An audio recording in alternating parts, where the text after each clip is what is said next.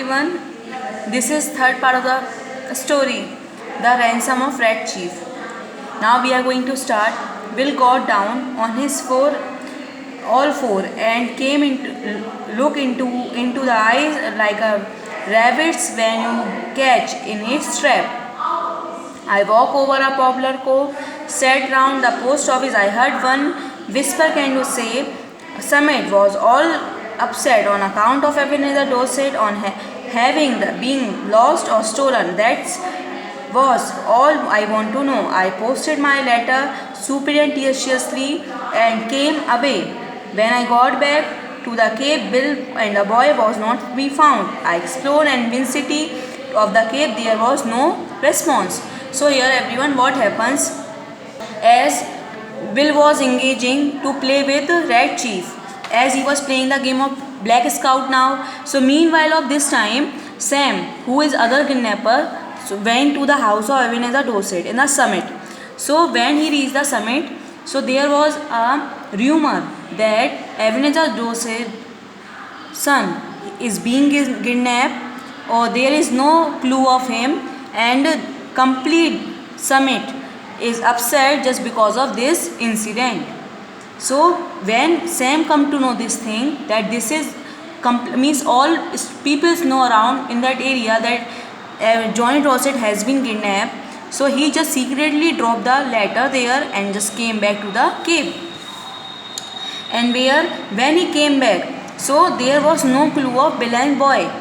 Boy means Johnny Dorset, means there he neither found Bill nor boy. As he searched everywhere, but there was no response of them. Means all the efforts of him was in vain. Okay. In about half an hour, I heard the bushes rattle. Bill baffled out into the little glade in front of the cave. Behind him was a kid, stepping softly like a scout out a broad grin on his face. Bill stopped, took off his hat and wiped his face with a red handkerchief. The kid stopped about 8 feet behind him. So, after half an hour, means there was a sound, when there was a bushes, so he listened. Sam listened to a strange sound, that from where the sound is arising. He just turned behind. He saw that Bill is complete with a red face, means sweat is dropping from his face. His face is completely red, means you can say condition is very miserable, and Bill is wiping out all the sweat from his face from the handkerchief, and the kid is also behind him, which is about 8 feet above. Sam, said I suppose you will think that I am renegade, but I could not help it. The boy is gone. I have sent him home. All is off. So here you students, you don't here Bill don't know that behind him the boy is standing. He was thinking that he has left the boy home, so he would be at home. So here he is saying to Sam, I am sorry, I could not tolerate boy. I left that boy behind his home. Now all is off, means everything is over, everything is finished, means forgot all the money, ransom, forgot everything. We will not get the money now because of that boy was getting into my nerves. I dropped that boy to his house. Now everything is over. What's the trouble, Bill? I asked him. So Sam, as Bill was saying this, so Sam asked to him, Sir, what is the problem? I said 90 miles a stockage on bearing an inch. For then half an hour I try explain him how to road can run both ways, what makes the grass green. I told you, Sam, a human only stands so much. I took him by the neck of his claw, dragged him down the mountain. On the way he kicked. So these things, because means like Bill was saying that like a horse I was driving away. I just walk away, means like a horse. By kneeling down on the ground, I walk away around 9 miles. Okay, now then moreover this, the boy is asking me stupid question like why the roads divide into two ways, what makes the grass green, means why only human can stand. So these kind of stupid question the boy was asking, and he was completely fed up with this. That's why Bill dropped that boy at his house. My leg black burned blue, knees down, as he was drawn away and kneeling down on the ground. So his leg was completely black and blue, means completely there was swelling on the leg. But he is gone home. I showed him road to summit. I am sorry, I lost the ransom. It was either that bliss called to madhouse. So he's saying that please forgive me. I cannot help it. I dropped that boy. Just lost about everything and forget about ransom. Bill was puffing and blowing, means he was fainting with tiredness. But it means look an inflammable piece, the growing content on his face. As although he was puffing, he was fainting, but there was a piece on his face because he was thinking he had dropped that boy at his house. Bill, said I, there isn't any heart disease in a family, is there? So Bill said, nothing chronic except malaria and accidents. Why? Then you might turn out, said yes, have a look behind you. So means here, as Will did not know that the boy is standing behind him, so Sam was making fun of Will. He asked, do it means in your family or you don't have any heart disease? So Bill was confused at what is this. So he said, okay, if there is no heart disease, so just have a look behind you and you will got surprised. So means as Sam said, Bill got behind, he just saw backside. Bill turned and saw the boy, lost his complexion, sat down the pump from the ground, began to pluck aimlessly at the grass and little stick. So as soon as the Bill turned back, he saw the boy standing. He just lost his complexion, means he just lost all his attention. He was completely got mad and just sat down on the grass and started to scratch his head. Aimlessly at the grass, I was afraid of his mind. I told him my scheme was to put up his job through the immediately he would get the ransom be off within midnight if Dorset fell in with the proportion. So he said, means as Bill was reacting like a mad, so Sam made him calm. He said, just calm down, don't need to worry, only till midnight we have this boy. If his father agrees on our demand, so we will send this boy home. No need to worry, Will, you just calm down. Like this, Sam trying to be calm to Bill. At 8 o'clock, it was there three as well as hidden the 3 roads, waiting for the messenger to arrive exactly on the time.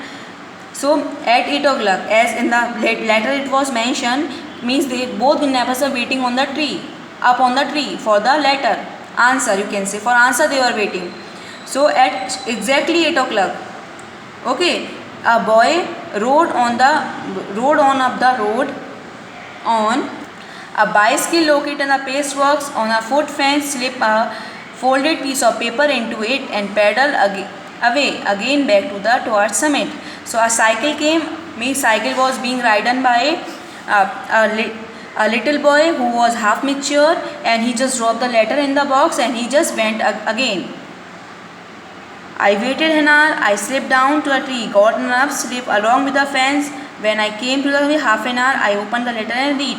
So as Sam was waiting for the right time, so after half an hour, as the boy dropped the letter, so after half an hour of that, Sam came down from the tree and means took that letter and came back to the cave. And as he came to cave, he started to read the letter of the Dorset. So what the father of Johnny Dorset has written now, listen everyone. Two desperate men, means as two desperate men, as they mentioned, they already signed. Gentlemen, I receive your letter today by the post. In regard to the ransom you asked for the return, my son, I think it a little high in your demand, and hereby I make you counter proportion to bring the Johnny home and pay me $250 in cash, and I agree to take him off in the heads. You will better come back at midnight, for the neighbors believe he is lost and he could not responsible for what could be anybody if saw the bringing him back.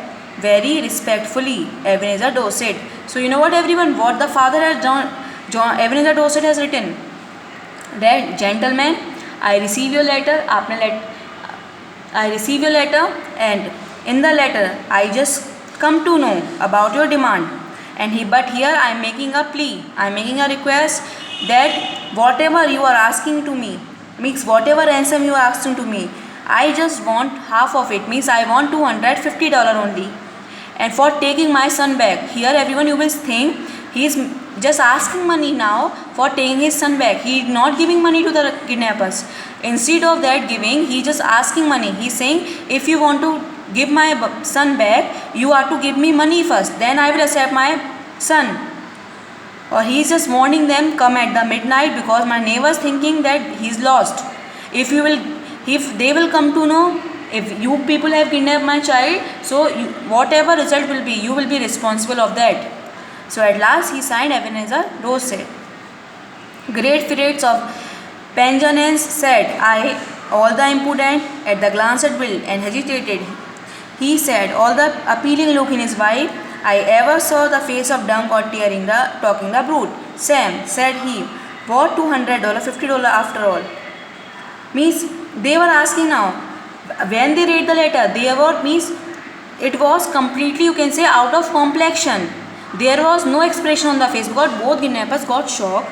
What kind of man it is, he is asking me money for taking his son back. So Bill is asking, what $250 we are to give? We just want the child, we just want to give the child back, and we need money. So why this person is asking to us money? We have got the money. More night a kid was sent to the bed. Beldam, beside being a thorough gentleman, I think Mr. So both kidnappers were confused. They were seeing the boy.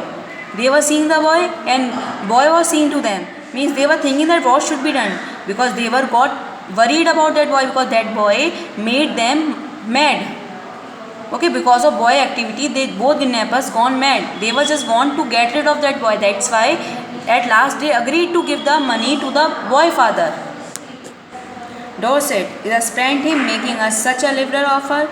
You aren't going, let a chance go. You are you? Tell you the truth, Bill, said I. This boy was somewhat got into my nerves too. We will take him home and pay the ransom on our getaway. So Bill said, Sam, we don't care for money. I don't want to tolerate this boy now. You just give as much money they want. His father want, you just give. I want to get released from this boy. We took him home at night. We got him to telling him that his father has brought the moccasins for him. It is just 12 o'clock when he knocked the door at the Ebenezer front door. Just a moment when I should have been abstracting the $1,500 from the box under the tree. According to the original proportion, Bill was counting out $250 into the Dorset hand. So everyone, here story ends. Here you will understand, means the boy who was considering that kidnapping as a picnic, he was unwilling to go to home. He was saying he doesn't want to go home. So at last they just made excuses ki your father has brought you a very expensive shoes, that's why we are taking you home. At last anyhow the boy agrees. And at sharp 12 o'clock, means both kidnappers at the house door of Ebenezer Dorset and counting the money, $250 in the hands of Dorset. Means they are giving money to the Dorset. And everyone, the boy was unwilling to go home. You can see through the picture. Means both kidnappers are standing, father is standing, and boy is holding the leg of kidnappers, that he doesn't want to go home because he did not have any fun at home. So here everyone, story ends everyone. Here, I hope this video will help you or making you understand this chapter very properly. Thank you everyone.